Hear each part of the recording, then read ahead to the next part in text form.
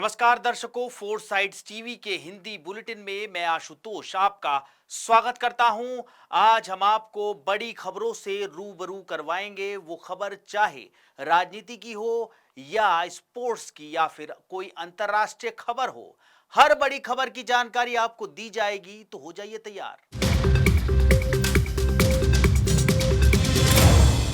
दिल्ली की सीएम रेखा गुप्ता ने कहा है कि अगर पूरे भारत में सबसे ज्यादा गर्मी दिल्ली में पड़ रही है तो तैयारियां भी सबसे ज्यादा दिल्ली में ही होनी चाहिए।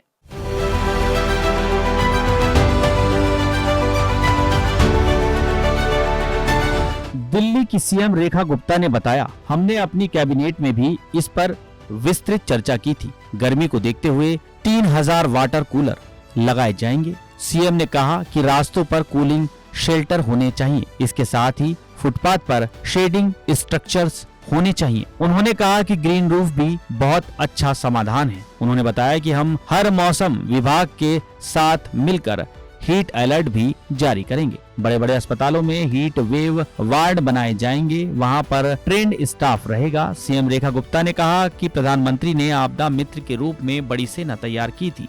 पिछली सरकार ने 1800 आपदा मित्र नहीं लिए, लेकिन हमें आपदाओं से निपटने के लिए मित्र चाहिए। ये हमें केंद्र से मिले हैं। हर एक जान देश और राज्य के लिए कीमती है। सीएम रेखा गुप्ता और केंद्रीय मंत्री मनोहर लाल खट्टर ने सोमवार को आदर्श नगर विधानसभा क्षेत्र के धीरपुर में संकल्प भवन में संकल्प गर्ल्स हॉस्टल का उद्घाटन किया। उद्घाटन के अवसर पर सीएम ने कहा कि शिक्षा देश में प्रगति की सबसे महत्वपूर्ण सीढ़ी है। आगे उन्होंने कहा कि छात्रावास देश भर में बेटियों को रहने और सिविल सेवाओं की तैयारी करने का अवसर देगा। जनसुनवाई कार्यक्रम में सीएम रेखा ने जनता से मुलाकात की। उन्होंने सोशल मीडिया एक्स पर लिखा कि देवतुल्य जनता से मुलाकात कर उनकी समस्याएं और सुझाव ध्यानपूर्वक सुने। हर मुद्दे पर त्वरित समाधान के लिए संबंधित अधिकारियों को जरूरी दिशा निर्देश दिए। जन कल्याण और जनसेवा के प्रति हमारी सरकार पूरी तरह समर्पित है। हर नागरिक का सम्मान करना, उनकी जरूरतों का ध्यान रखना और समस्याओं का जल्दी समाधान करना हमारी पहली जिम्मेदारी है। दिल्ली में अप्रैल में 3 साल में सबसे ज्यादा न्यूनतम तापमान दर्ज किया गया, जब पारा 26 डिग्री सेल्सियस पर पहुंच गया, जो मौसम के औसत से 4.4 डिग्री अधिक था।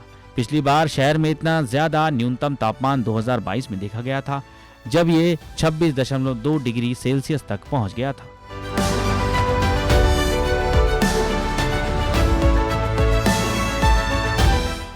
बॉलीवुड फिल्ममेकर अनुराग कश्यप एक बार फिर विवादों में घिर गए हैं। ब्राह्मण समाज के खिलाफ उनकी आपत्तिजनक टिप्पणी के बाद सोशल मीडिया पर हंगामा मचा हुआ है।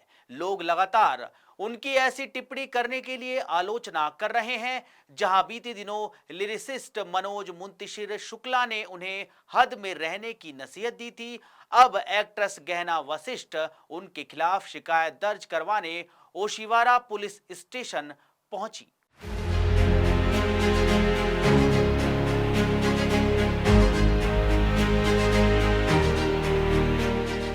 गंदी बात फेम गहना वशिष्ठ ने लिखित शिकायत देकर अनुराग कश्यप के खिलाफ एफआईआर दर्ज करने की मांग की है। फिल्ममेकर के बयान के बाद से लोग काफी नाराज हैं। खासकर ब्राह्मण समाज के लोगों में काफी गुस्सा देखा जा रहा है। एक्ट्रेस ने भी इस बयान को बेकार बताया है।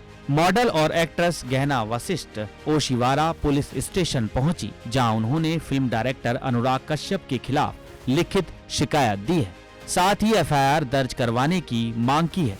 उन्होंने कहा कि अनुराग कश्यप ने जो बयान दिया है वो बहुत बेकार है।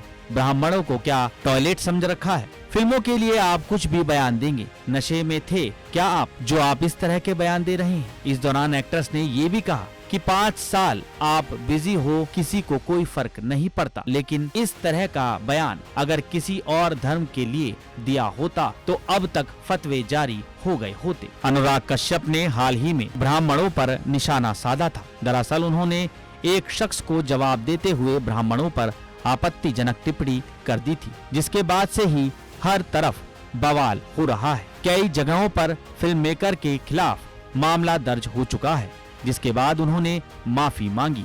उन्होंने दावा किया कि इस स्टेटमेंट के बाद से ही उनकी फैमिली और खासकर बेटी को धमकियां मिल रही हैं। उन्होंने माफी मांगते हुए कहा कि ये इसलिए है क्योंकि उनके पोस्ट को गलत तरीके से समझा गया है। साथ ही अपील की है कि जो कहना है मुझे कहो, लेकिन मेरे परिवार को मत लाओ।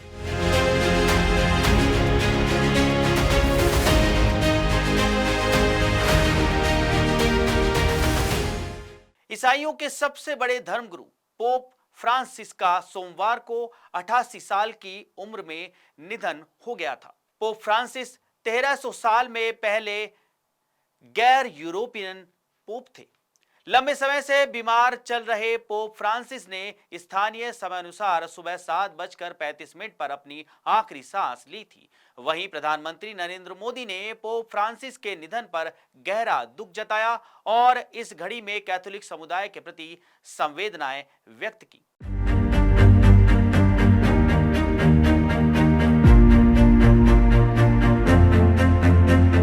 पीएम मोदी ने एक्स पर लिखा, पोप फ्रांसिस के निधन से मुझे गहरा दुख हुआ है। दुख और स्मरण की इस घड़ी में वैश्विक कैथोलिक समुदाय के प्रति मेरी हार्दिक संभावनाएं। पोप फ्रांसिस को दुनिया भर के लाखों लोग हमेशा करुणा, विनम्रता और आध्यात्मिक साहस के प्रतीक के रूप में याद रखेंगे। कार्डिनल केविन फेरेल ने वेटिकन के टीवी चैनल पर पोप के निधन की घोषणा की। वहीं कांग्रेस पार्टी ने कहा है कि पोप फ्रांसिस के निधन से आज पूरा विश्व दुखी है। पीएम मोदी ने आगे लिखा, छोटी उम्र में ही पोप फ्रांसिस प्रभु ईसा मसीह के आदर्शों को साकार करने के लिए खुद को उन्होंने समर्पित कर दिया था।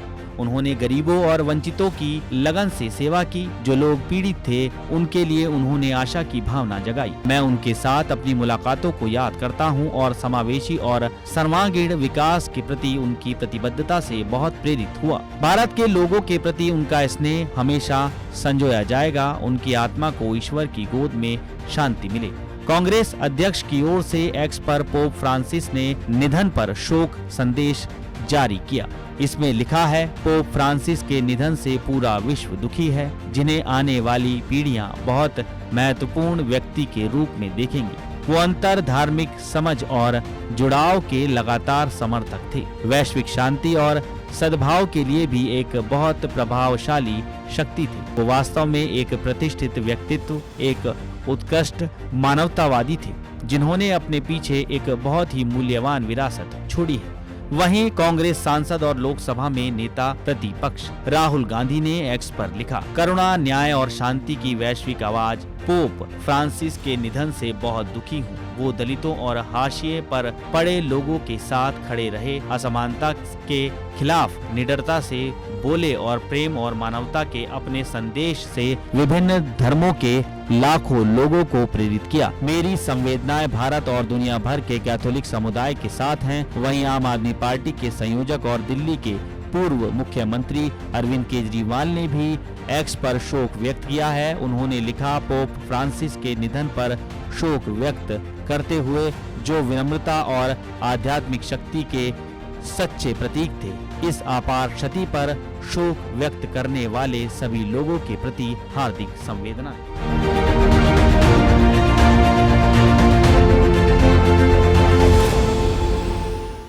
राहुल गांधी की नागरिकता को चुनौती देने वाली याचिका पर हाईकोर्ट की लखनऊ बेंच में सुनवाई हुई। सुनवाई के दौरान हाईकोर्ट ने केंद्र सरकार से स्पष्ट रिपोर्ट देने को कहा है। हाईकोर्ट ने कहा, सिर्फ ये रिपोर्ट दीजिए कि राहुल गांधी नागरिक हैं या नहीं हैं।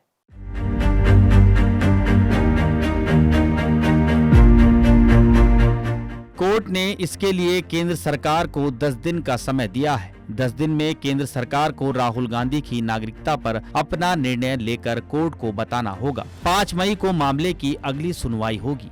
दरअसल केंद्र सरकार की तरफ से स्टेटस रिपोर्ट दाखिल की गई थी, मगर कोर्ट ने इसे पर्याप्त नहीं माना। याचिका में दावा किया गया है कि राहुल गांधी की नागरिकता संदिग्ध है। इसके आधार पर उनकी लोकसभा सदस्यता को भी चुनौती दी गई है। हाई कोर्ट की लखनऊ बेंच ने इस मामले को गंभीरता से लेते हुए केंद्र सरकार को 10 दिन के अंदर तथ्यों के साथ जवाब देने को कहा है। दोहरी नागरिकता के मामले में राहुल गांधी पर आरोप है कि राहुल गांधी के पास ब्रिटेन की नागरिकता है और वो सवाल कई वर्षों से चर्चा में है।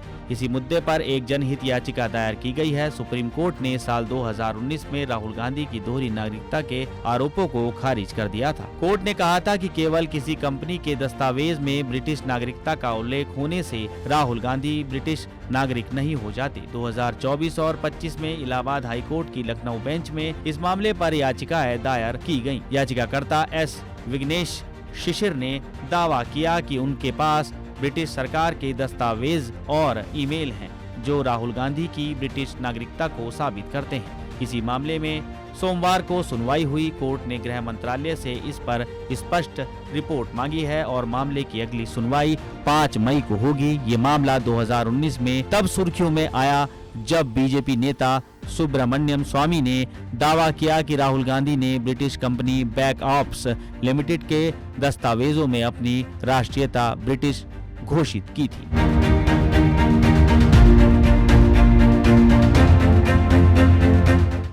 फेमस यूट्यूबर रणवीर इलाहाबादिया पिछले कुछ समय से समय रैना के शो इंडियाज गॉट टैलेंट में पेरेंट्स को लेकर कहे एक जोक की वजह से दिक्कत में है। उनकी समस्या कम होने का नाम नहीं ले रही है। रणवीर इलाहाबादिया ने अपने हालात में सुधार से अदालत से अपना पासपोर्ट रिलीज करने की मांग की है। इस पर अब सुप्रीम कोर्ट की ओर से प्रतिक्रिया आई है। आइए जानते हैं क्या कहा सुप्रीम कोर्ट ने।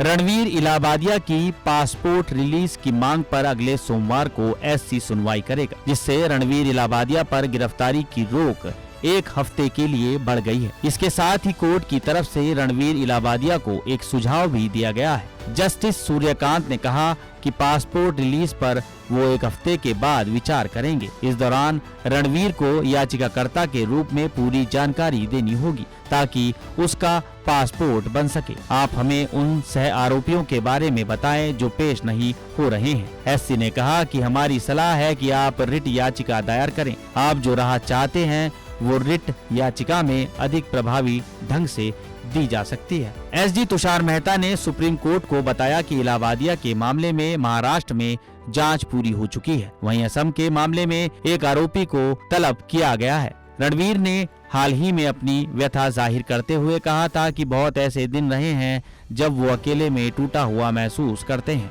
उन्हें अब जीवन के इस पड़ाव में फैमिली का, दोस्तों का और मेंटल हेल्थ का महत्व पता चला है। रणवीर फेमस यूट्यूबर हैं और उन्हें आपत्तिजनक जोक मारने के चलते हिरासत में लिया गया था। फिलहाल वो बेल पर हैं और अब कोर्ट से अपना पासपोर्ट रिलीज करने की गुहार लगा रहे हैं ताकि उनके लिए सर्वाइवल आसान हो सके। वहीं क्राइम ब्रांच की ओर से यूट्यूबर पर ये आरोप है कि वो पूछताछ में सही तरीके से सहयोग नहीं कर रहे हैं।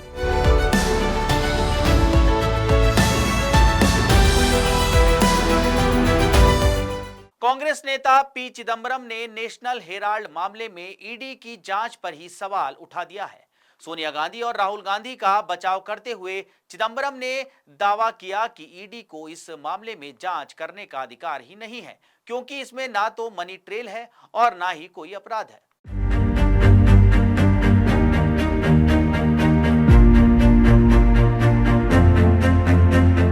चिदंबरम ने कहा, नेशनल हेराल्ड केस में कोई अपराध नहीं है क्योंकि लोन को इक्विटी में बदलना गैर कानूनी नहीं है। उन्होंने कहा ईडी इस मामले में जांच कर ही नहीं सकती क्योंकि इसमें ना तो मनी ट्रेल है और ना ही कोई अपराध। वोडाफोन केस में सरकार ने 36,000 करोड़ रुपए के लोन को 48.99% इक्विटी में बदला जो वैध था। इसी तरह नेशनल हेराल्ड में भी कोई पैसा नहीं दिया गया और किसी को लाभ नहीं हुआ। चिदंबरम के अनुसार ये केस बनता ही नहीं। चिदंबरम ने सुब्रमण्यम स्वामी पर निशाना साधते हुए कहा कि स्वामी ने खुद अपनी शिकायत को हाई कोर्ट में रुकवाया, लेकिन बाद में ईडी ने इसे दर्ज कर लिया। चिदंबरम ने आरोप लगाया है कि ये सोनिया गांधी और राहुल गांधी के खिलाफ सत्ता का दुरुपयोग है। ईडी अपने राजनीतिक आकाओं के इशारे पर काम कर रही है। कांग्रेस इसका डटकर सामना करेगी। ईडी ने 9 अप्रैल 2025 को national Herald money laundering case में सोनिया गांधी, राहुल गांधी और 3 अन्य लोगों के खिलाफ चार्जशीट दायर की थी, जिसमें 5,000 करोड़ रुपए के कथित प्रोसीड्स ऑफ क्राइम का दावा किया गया। ये मामला सुब्रमण्यम स्वामी की शिकायत पर आधारित है। इसमें यंग इंडिया प्राइवेट लिमिटेड द्वारा अखबार की संपत्ति हड़पने का आरोप है। कांग्रेस ने ईडी पर पक्षपात का आरोप लगाया और इसे वापस लेने की मांग की है, जबकि बीजेपी ने इसे कांग्रेस की भ्रष्टाचार की कहानी बताया। मामला अभी अदालत में है और ईडी को मनी ट्रेल साबित करना होगा।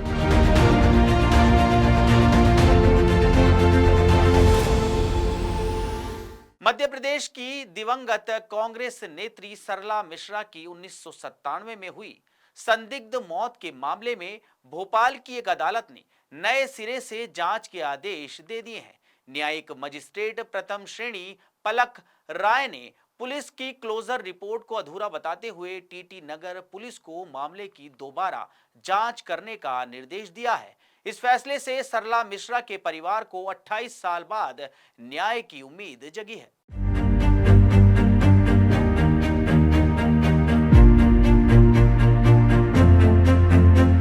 चौदह अप्रैल 1997 को सरला मिश्रा भोपाल के साउथ टीटी नगर स्थित अपने सरकारी आवास में गंभीर रूप से जली हुई अवस्था में पाई गई थी। 5 दिन बाद यानी 19 फरवरी को दिल्ली के सफदरगंज अस्पताल में इलाज के दौरान उसकी मृत्यु हो गई। पुलिस ने इस मामले को आत्महत्या करार देते हुए साल 2000 में मुख्य न्यायिक मजिस्ट्रेट की अदालत में क्लोजर रिपोर्ट दाखिल की। हालांकि सरला के भाई अनुराग मिश्रा ने इस रिपोर्ट को चुनौती दी और मध्य प्रदेश हाईकोर्ट का रुख कर दिया। हाईकोर्ट के निर्देश पर भोपाल जिला अदालत ने मामले की फिर से जांच का आदेश दिया। अनुराग मिश्रा ने कहा, ये मामला पहली बार अदालत में आया और हमारे तर्कों को स्वीकार किया गया। पुलिस ने इस मामले को दबाने की कोशिश की और इसे आत्महत्या के रूप में पेश किया गया। हम अदालत के फैसले से बहुत संतुष्ट हैं। उन्होंने दावा किया, मेरी बहन ने आत्महत्या नहीं की, उसकी हत्या की गई थी। मुझे पूरा विश्वास है कि अब न्याय मिलेगा। अनुराग ने पुलिस की क्लोजर रिपोर्ट को खारिज करने की अदालत के फैसले को गड़बड़ी का सबूत बताया।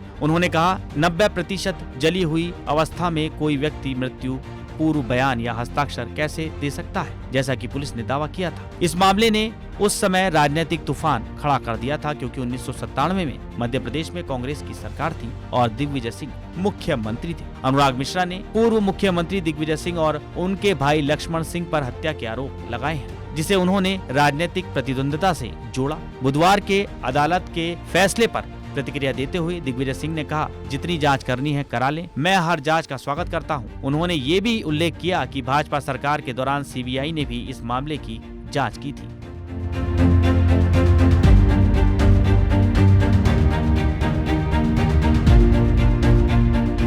तो दर्शकों, हिंदी बुलेटिन में आज इतना ही। आप बने रहिए, देखते रहिए हमारे साथ 4 साइड्स टीवी।